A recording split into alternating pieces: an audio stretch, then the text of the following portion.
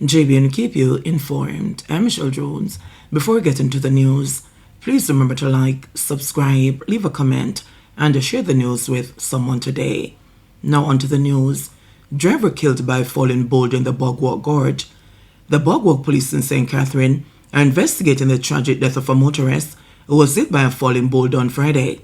The deceased has been identified as Linton Davis, a 61-year-old labourer of Greater Portmore, St. Catherine. According to reports, about 1:30 p.m., Davis was driving along the Bogwalk Gorge main road when a boulder fell off the hillside onto his Isuzu motor truck, smashing the top of the vehicle and severely injuring Davis.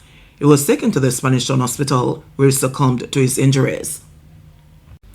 Man fatally stabbed near GLP campaign office. Jamaica Labour Party GLP caretaker from Manchester North Eastern, Ambassador Audrey Marks, says she is saddened by a fatal stabbing incident which occurred in the constituency on Friday night.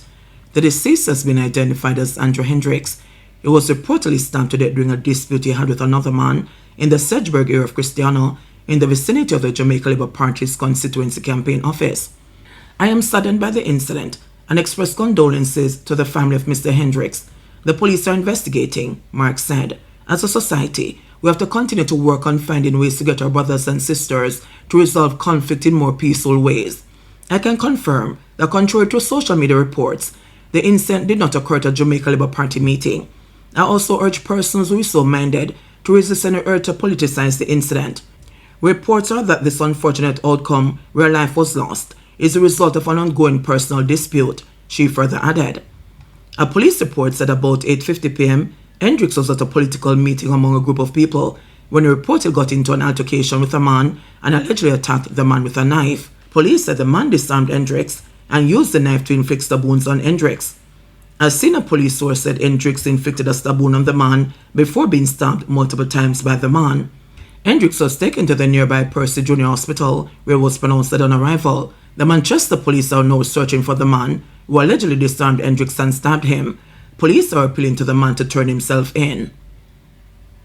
Contract killer paid $100,000 to murder cop and his family. Members of the notorious St. James-based Cotton Defense Force gang, KDF gang, were contracted for $100,000 to kill a policeman and members of his family, police investigators say. The probe is continuing, and the police are awaiting scientific analysis. However, they provided the public with an update on the matter on Friday evening. Last Saturday, the policeman and his family came under a deadly attack, which took place about 8:35 p.m. in the vicinity of the Elevate nightclub and lounge in Reading, St. James. The policeman's spouse died in the incident, which has garnered national attention. The deceased woman, who suffered multiple gunshot wounds, was identified as 36-year-old Latoya Crystal Stevenson, a human relations manager of Montego Bay West Village. The woman alleged to have orchestrated the hit is in police custody. She was held at a guest house in Hanover on Wednesday and taken into custody. Sources say the policeman and his spouse sold a motor vehicle to a woman for approximately $2 million. A payment plan was reportedly agreed upon. But soon after, the woman allegedly failed to honor the agreement and began avoiding payments. When the couple pressed for the outstanding sum, the woman allegedly reacted with hostility. Sources say she then contracted a gunman, paying him $100,000 to kill them. The policeman, who is attached to the Area 1 Lottery Scam Task Force, was initially thought of being targeted because of his role in the force. Following the incident, the police launched targeted intelligence-led operations. These led to several deadly confrontations. On Monday, August 11, two men were fatally shot in separate incidents.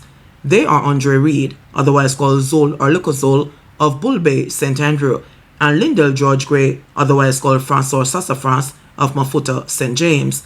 Police say Reed was a reputed leader of the Cotton Defense Force, KDF gang, which operates in Cotton Lane, Mount Salem, St. James. On Wednesday, August 13, police intercepted two men in Salt Springs, St. James. An alleged shootout ensued and one of the men escaped. When the shooting subsided, 24-year-old Orlando Thomas, also called Ninja, of Betheltown, Westmoreland, was found with gunshot wounds. Thomas is believed to be the triggerman in the August 9 attack. A gun and ammunition were reportedly seized from his body. Investigators say only one suspect remains on the run. That's the individual believed to have driven the getaway car used by the attackers. The police high command issued a statement on Friday bemoaning what it says is the low value that some people place on the lives of their fellow Jamaicans. The high command says it is sad that anyone would accept money to kill another human being. especially a sum as low as $100,000. Three charged in Portland of arrested bullet, each granted $300,000 bail. The three people charged in connection with the discovery of a rusty bullet during a police raid in Black Rock, Portland earlier this month have each been granted $300,000 bail with one or two sureties in the parish court. Tina Goff, Raphael Palmer, and Clement Cocorn are all charged with unauthorized possession of ammunition. As part of their bail conditions, they were ordered to report to the Castle Police Station. They are to return to court on November 18. The charges stem from an August 3 raid carried out by police at a residence in the Priestman District area of Black Rock. During a search, the police allegedly found a single corroded bullet in a glass cup along with $10 and $20. The items were located in a cupboard beneath the kitchen sink, which was said to contain other old household items, including worn tools and car parts. The three were arrested and charged. Attorneys DeAndre Buchanan, Orville Morgan, and John Jacobs representing Goff, while Romar Douglas appeared for Palmer and Cocorn. The party accused of attempted $12 million blackmail of her spouse. A Clarendon woman has been charged after she allegedly tried to blackmail her common-law spouse with threats to expose his sexually explicit videos and alleged dealings with politicians. She has been identified as Sophia Brown, an ex-convict of Boynes District, Mucko, Clarendon. Brown is charged with breach of the Cybercrimes Act, demanding money by menace, disorderly conduct, resisting arrest, abusive and calumnious language, and threat to kill, following events between July 28 and August 15. The police say Brown made death threats, telling the man that she was going to expose his sexually explicit videos and his alleged dealings with politicians and other prominent individuals through the use of social media platforms and telephone calls. Brown allegedly demanded 12 million Jamaican dollars or 70,000 US dollars and threatened to carry out her actions if her demands were not met. A report was made to the police and an investigation was carried out. During the investigation, Brown was arrested. She was charged after she was interviewed in the presence of her attorney. However, her court date has not been finalized. Brown reportedly served a 5-year prison sentence in the United States of America and returned to Jamaica some time ago. Police seized over 1,800 pounds of ganja in Kingston, 3 men arrested. Investigators assigned to the Firearms and Narcotics Investigation Division FNID seized over 1,800 pounds of compressed ganja worth about $5.6 million during an operation on Spanish Town Road, Kingston 11 on Friday. 3 men were arrested in connection with the seizure. About 10 p.m., FNID personnel intercepted a Toyota bus with 2 men aboard. The vehicle was searched, and several knitted bags containing the ganja were reportedly found. The police say further investigations resulted in the interception of a car, and another man was also arrested. The police say they seized more than $200,000 in cash. Since the start of the year, over 21,000 kilograms or more than 46,000 pounds of ganja have been seized, with an estimated street value of over $143 million. 2 held on 2,000 pounds of beef and pork seized by Area 1 Agri Protection Corps.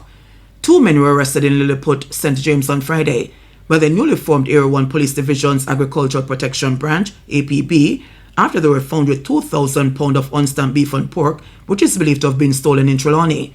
The seizure of the meat by the APB operatives falls within the unit's drive to dismantle predatory larceny rings operating between St. James and Trelawney. The APB is expected to discard the seized meat. Senior Superintendent of Police Carlos Russell, the officer in charge of operations in Area 1, said the seizure of the meat was as a result of an intelligence-driven operation which featured members of the St. James Health Department. At approximately 2:30 this afternoon, a joint operation with the APB led us here into Lilliput at this location, where approximately 2,000 pounds of meat, that is beef and pork, was found in freezers at this location, said Russell on Friday. Based on our intelligence, these are suspected stolen meats, and so we're here with members of the health department carrying out the operation. 2 persons have been held so far, and they will be charged for various breaches of the Public Health Act. Under Section 8 of the Public Health Regulations of 1998, it is an offense to manufacture, store, prepare for sale, or sell any food that is unfit for human consumption or has been condemned as unfit for consumption.